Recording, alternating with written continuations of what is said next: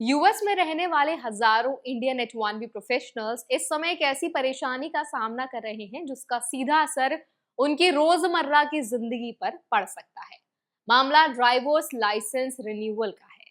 Reports के मुताबिक Texas में कई H1B वीजा होल्डर्स को सिर्फ इसीलिए ड्राइवर्स लाइसेंस रिन्यू करने से मना किया जा रहा है क्योंकि उनके पासपोर्ट पर लगा वीजा स्टैंप एक्सपायर हो चुका है।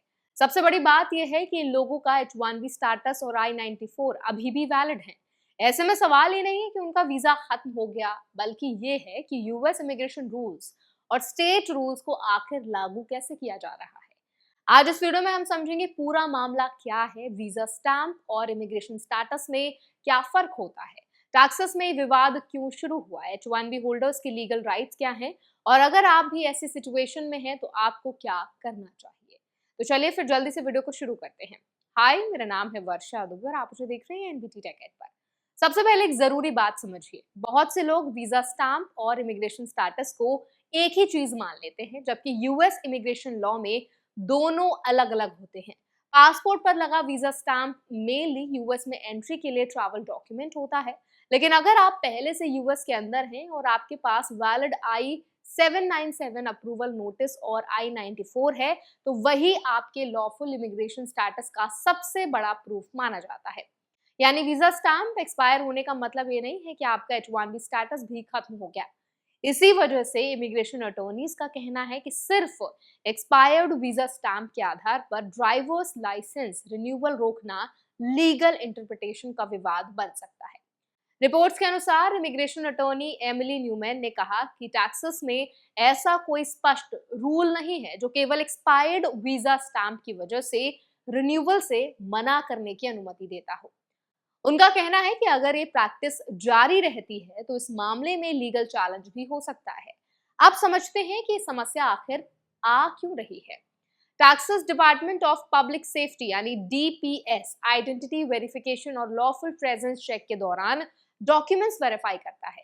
कुछ एप्लीकेंट्स का दावा है कि ऑफिसर्स एक्सपायर्ड वीजा स्टैंप को प्राइमरी आइडेंटिटी डॉक्यूमेंट के रूप में स्वीकार नहीं कर रहे हैं, जबकि एप्लीकेंट्स के पास वैलिड पासपोर्ट, I-94 और H1B अप्रूवल डॉक्यूमेंट्स मौजूद हैं। यही वजह है कि कई लॉफुल H1B वर्कर्स भी परेशानी झेल रहे हैं।